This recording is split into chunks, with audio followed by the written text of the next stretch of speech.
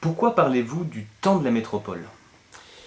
Rappelez-vous, il y a 30-40 ans, les métropoles étaient en crise, les grandes crises étaient présentes. À la fois l'économie s'en allait, à la fois on perdait beaucoup d'habitants, on avait une crise sociale urbaine, donc il y a beaucoup de facteurs qui étaient très négatifs. Et puis depuis 30-40 ans, effectivement, le mouvement s'est inversé.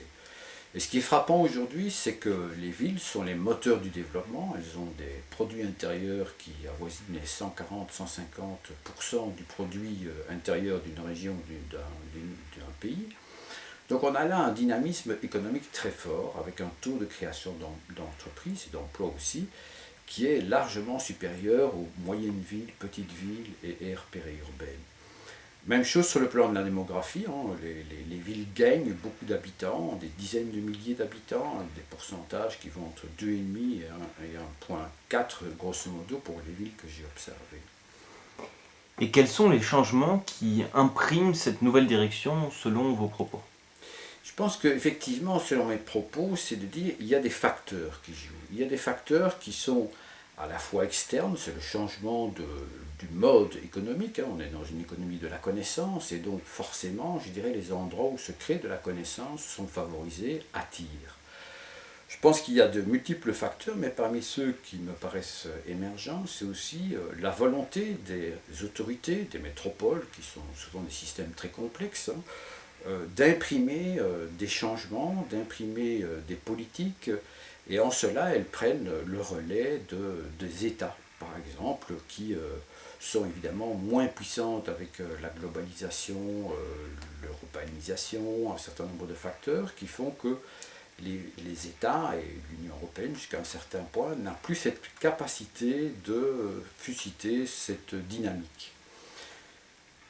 Ce livre raconte des visites, des rencontres. Quelles ont été les raisons de cette exploration? Alors, il se trouve que je suis urbaniste et que j'ai eu l'occasion depuis un peu plus de 40 ans de beaucoup voyager dans les villes européennes. Je ne connais rien en dehors des villes européennes, mais je les ai très fréquemment visitées, au moins une cinquantaine, à de multiples reprises. Et donc cette occasion, c'était l'occasion de ce livre, c'est de raconter les évolutions à travers une petite centaine de pratiques dans des villes, grosso modo, essentiellement les villes des pays développés, donc de l'Union européenne des 15 pour faire bref, avec la possibilité aussi d'évaluer un petit peu, d'apprécier quels ont été les changements importants qui se sont opérés dans ces villes. Avez-vous vu évaluer des changements entre les différentes périodes de vos visites? Alors oui, on peut voir qu'il y a des politiques qui montent en régime, comme on dit, hein, des politiques qui deviennent de plus en plus puissantes. Si on regarde une ville comme Eindhoven, une petite ville pas très connue, mais enfin, ça fait quand même trois quarts de million au niveau de sa région métropolitaine, c'est une ville qui a subi une crise d'un géant qui s'appelle Philips en l'occurrence, ça n'a pas d'importance, mais qui a reconverti toute son économie vers la biosanté, vers le bien-être, un certain nombre d'éléments. Et aujourd'hui, c'est une ville qui est aux Pays-Bas, une ville phare, parce que 42% des brevets, par exemple, déposés au niveau des Pays-Bas, émanent de cette région. C'est un exemple. Même chose en matière de création d'emplois, il y a là une dynamique très forte. C'est un petit exemple à côté de multiples autres. On peut parler de Copenhague, on peut parler de Hambourg, de Munich, de Barcelone, de Rome, de Turin, bref, un certain nombre de villes que j'ai visitées à plusieurs reprises et où j'ai pu voir qu'il y a des politiques qui arrivent à activer ce qu'on pourrait leurs atouts clés, les fonctions clés, c'est-à-dire la proximité des centres de recherche, des centres universitaires, mais aussi des associations, des réseaux et des organismes de mise à l'emploi, de formation continue, d'apprentissage, dans le domaine culturel. Bref, il y a là tout un vivier que les politiques des métropoles exemplaires, je les appelle exemplaires dans ce livre, activent de façon très intelligente par cet effet de proximité et cet espèce d'effet de partenariat dans lequel ils réussissent à engager les forces vives de leur territoire. Quelles sont les leçons principales tirées de vos observations, de vos voyages, et pourquoi les présentez-vous selon une typologie de valeurs? Agilité, créativité, solidarité, durabilité. Voilà, donc je pense qu'effectivement, il n'y a pas de modèle. Et pour les villes françaises, les métropoles françaises, il n'y a pas un modèle qu'on doit aller chercher ailleurs. mais il y a une méthode. Et une méthode, le mot est inspiré d'Edgar Morin par exemple, c'est de dire, dans l'approche systémique qu'on peut avoir, finalement il y a 4 valeurs qui sont principalement activées dans ces métropoles, et qui, lorsqu'elles sont toutes les 4 activées, leur assurent un succès que j'estime exemplaire. Ces 4 valeurs, c'est l'agilité. Comment est-ce qu'on peut coopérer à plusieurs échelles territoriales, entre la métropole et sa région, entre la région et un certain nombre de territoires ou de villes moyennes de la périphérie de la métropole, bref, un certain nombre d'échelles multiscalaires, comme on dit dans le jargon, mais aussi qui arrivent à l'agilité dans le partenariat, à mobiliser les gens, à échanger et à mettre au point des processus. Deuxième valeur, c'est la créativité. Alors, je me méfie un tout petit peu, et l'histoire nous a montré que l'innovation technologique seule pose problème, parce que effectivement, on peut à un moment se trouver devant un mur, devant un obstacle, et on peut penser que des villes qui ont choisi une voie d'exception, comme on va prendre un exemple aux États-Unis, Détroit et Motor City, General Motors, etc., sont dans le mur.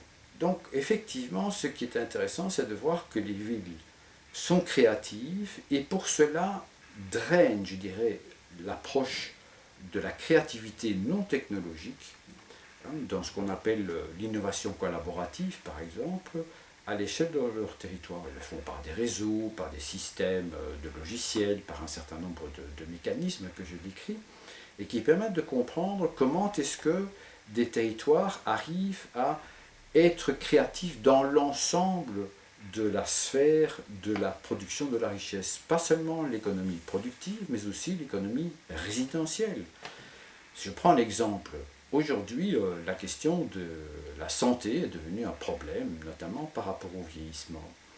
Eh bien, pour reprendre l'exemple de Eindhoven, j'aurais pu prendre l'exemple de Birmingham ou d'autres exemples dans d'autres pays, eh bien, l'accent est mis sur comment réduire les soins